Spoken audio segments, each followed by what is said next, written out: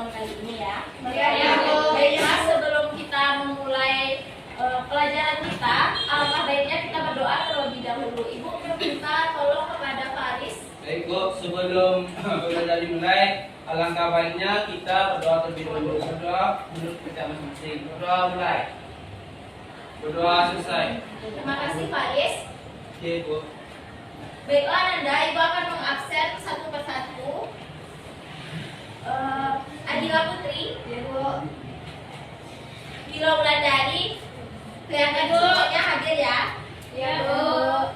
Baik, pada pertemuan kita kali ini, topik kita kali ini yaitu mengenai prokrastinasi. Ada yang tahu apa itu prokrastinasi? Tidak, Bu. Belum, Bu. Ada yang bisa bantu Ibu untuk membacakan? Saya, Bu. Baik, kepada Dira. Apa itu prokrastinasi? Prokrastinasi adalah perilaku yang ditandai dengan kebiasaan menunda pekerjaan sampai mendekati atau bahkan melewati batas waktu yang akhir. Baik, terima kasih ya Dira. Prokrastinasi itu merupakan perilaku yang ditandai akan kebiasaan menunda pekerjaan atau tugas. Di sini apakah Anda banyak yang menunda-nunda pekerjaannya? Banyak. Siapa saja? Rata-rata semuanya ya? Iya, Bu. Baik. Apa penyebab dari prokrastinasi? Yang pertama, suasana hati yang buruk. Ada yang tahu contohnya? Tapi lebih sedih, Bu. Tunjuk tangan Anda, Kak. Kepada Niken, capek Bu dan sedang banyak masalah mungkin Bu, jadi tidak bisa melakukan jago buat tugas. Baik, seperti capek ya. Baik Anda, Ibu akan mencontohkan apa itu suasana hati yang buruk dapat menyebabkan kita dalam menunda-nunda pekerjaan. Itu misalnya contohnya Uti misalnya lagi bertengkar sama temannya, lalu Uti tidak mau untuk mengerjakan tugas, padahal besok pagi tugasnya harus dikumpulin. Jadi Uti menunda-nunda tugas dengan logika Uti malas ngerjain tugas, jadi besok pagi pas Uti ngumpulin tugasnya belum selesai ya Bu. Baik, selanjutnya ada yang kedua, merasa kewalahan dengan tugas. Ada yang tahu contohnya? Elsie? Terlalu banyak tugas menumpuk sehingga nggak tahu mana yang dikerjakan. Bagus sekali Elsie. Seperti yang Elsie contohkan tadi, karena tugas menumpuk menjadi kewalahan sehingga dapat menunda-nunda tugas yang diberikan oleh guru. Yang ketiga, ada merasa lebih tertantang jika bekerja di tengah waktu. Ada yang tahu? Ada yang tahu Anda? Gimana Bu? Mengerjakannya di Bu, deadline, Bu. silahkan bilang. Merasa lebih tertantang jika bekerja di dekat dengan waktu karena terkadang mengerjakan sesuatu kalau jamnya udah mepet tuh ada ide yang muncul, Bu. Nah, betul sekali Wila. Beri aplaus kepada Wila. Jadi merasa lebih tertantang jika bekerja di tengah waktu itu. Contohnya seperti yang Wila jelaskan tadi. Misalnya besok pagi Wila akan mengumpulkan tugas, tapi Wila merasa muncul ide-ide baru di tengah-tengah. Misalnya Wila mengerjakannya tengah malam, jadi muncul ide baru sehingga di tengah-tengah waktu hampir mau mengumpulkan tugas besok, jadi Wila langsung kayak mengerjakannya besok aja lah pas waktu hampir mau dikumpulin gitu. Di sini paham Anda? Paham, Bu. Baik, selanjutnya ada dampak dari prokrastinasi. Yang pertama, hasil pekerjaan yang kurang maksimal.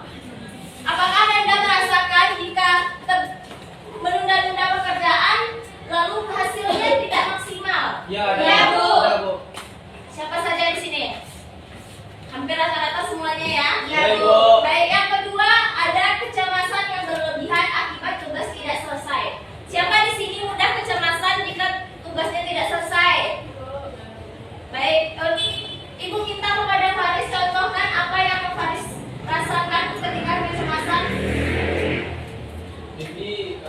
harus kalau apa tuh takut dimarahi Bu. Takut dimarahi oleh guru. Iya Bu. Cuma seperti itu. Baik. Terima kasih kepada Faris. Yang ketiga, dinilai tidak bertanggung jawab dan sulit dipercaya. Seseorang yang menunda-nunda pekerjaan dapat dinilai oleh orang lain seperti kayak Faris ini menunda pekerjaan besok, yang jadi kayak berarti tidak bertanggung jawab akan tugasnya. Di sini paham Anda? Paham, Bu. Baiklah, jenis prokrastinasi ada dua, yaitu aktif dan pasif. Ada yang bisa bantu Ibu membacakan? Saya, Bu. Baik, Putih, silakan. Jenis-jenisnya itu boleh berdiri, Bu. Boleh, silakan. Prokrastinasi bisa dibagi menjadi dua jenis, yaitu prokrastinasi aktif atau menunda pekerjaan karena merasa lebih tertantang. Prokrastinasi pasif atau menunda pekerjaan karena kesulitan menyelesaikan tugas. Ya, Bu. Baik, di sini prokrastinasi aktif yaitu menunda pekerjaan karena merasa lebih tertantang, seperti yang dicontohkan oleh Wila tadi. Jadi ide-ide Wila muncul pas di akhir-akhir mau mengumpulkan tugas. Yang kedua ada prokrastinasi pasif, di mana pekerjaan karena kesulitan mengerjakan tugas. Misalnya Ananda kesulitan dalam mengerjakan tugas sehingga Ananda menunda-nunda mengerjakan tugas untuk dikumpulkan besok harinya.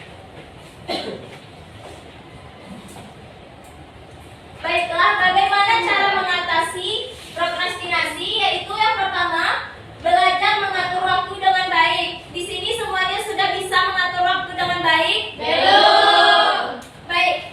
Dengan cara mengatur waktu dengan baik yaitu Anda bisa menggunakan kalender digital atau kayak membuat jadwal-jadwal harian supaya Anda bisa mengatur waktunya dengan baik. Yang kedua, yaitu mengidentifikasi alasan penundaan. Apa alasan Anda dalam menunda-nunda pekerjaan? Yang ketiga, memotivasi diri sendiri untuk segera menyelesaikan tugas. Seperti sebelum Anda mengerjakan tugas, Anda bisa memberikan apresiasi kepada diri Anda, seperti sebelum mengerjakan tugas beli makanan dulu supaya moodnya naik, gitu. Yang keempat, ada buat jadwal harian yang terstruktur, seperti yang Ibu jelaskan yang tadi, membuat kalender-kalender atau jadwal harian. Sampai di sini Anda paham? Paham. Baiklah Anda, Ibu akan membagi Anda kelompok dan Anda akan menganalisis kasus mengenai prokrastinasi. Di sebelah sini ada kelompok 1 dan di sebelah sini kelompok 2. Baik, Bu. Ibu akan memberi waktu 2 menit. Silakan dikerjakan ya Anda. Ya Bu.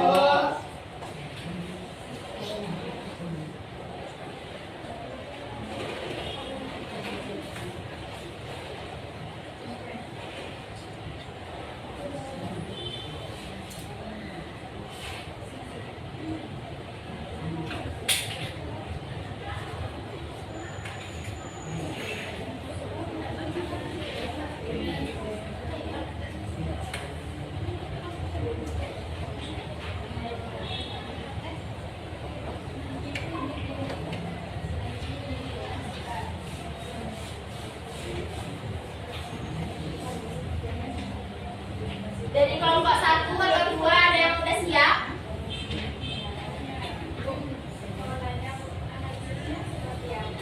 Misalnya kan di situ ada soal cerita. Jadi Anda analisis mengenai seperti antara di soal cerita itu apa jenis-jenisnya.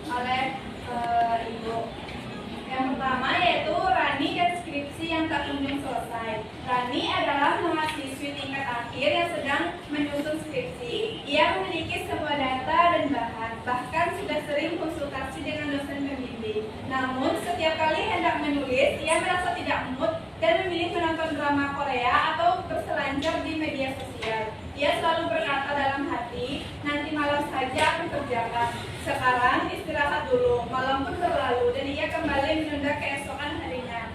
Yang dapat kelompok 1 simpulkan bahwasanya prokrastinasi yang terjadi pada kasus pertama ini yaitu prokrastinasi aktif, yang mana menunda pekerjaan pernah merasa lebih tersasar. Dia selalu mengulur-ngulur waktu seperti kalimat nanti malam saja aku kerjakan, yang berdampak skripsinya tidak kunjung selesai dan mengakibatkan mungkin bisa telat untuk tamat wisudanya. Hanya itu penjelasan dari kelompok 1. Terima kasih. Beri aplaus kepada kelompok 1. Silakan kelompok 2.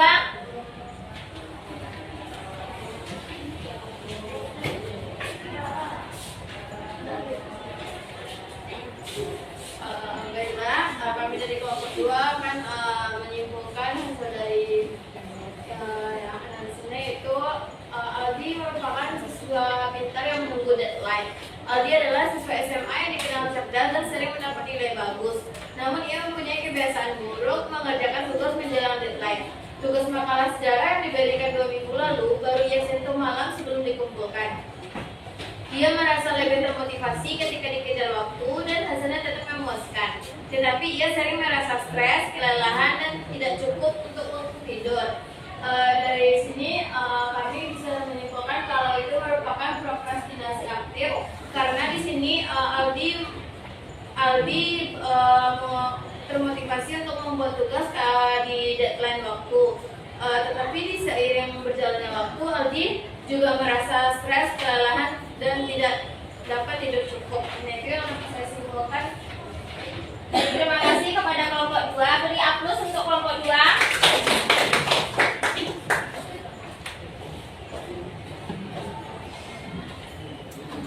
Baiklah Ananda, bagaimana perasaannya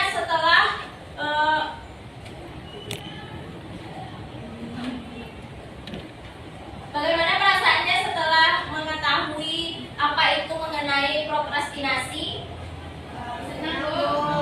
Apakah sudah dapat dipahami? Sudah. Apa yang dapat Ananda simpulkan dari mengenai materi kita kali ini? Silakan. Kepada Dinda.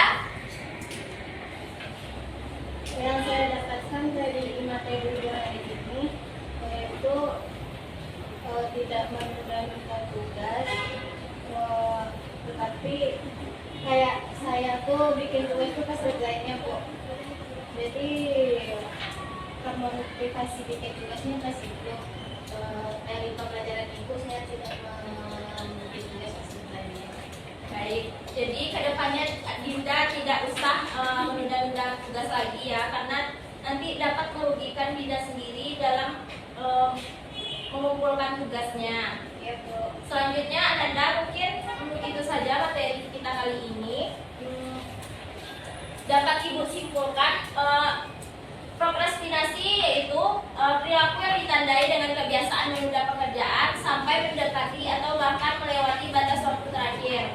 Jenisnya ada 2, yaitu pasif dan aktif. Seperti yang setelah dicontohkan dari Ananda sekalian dan Ibu tadi, maka mungkin berakhirlah pertemuan kita pada kali ini.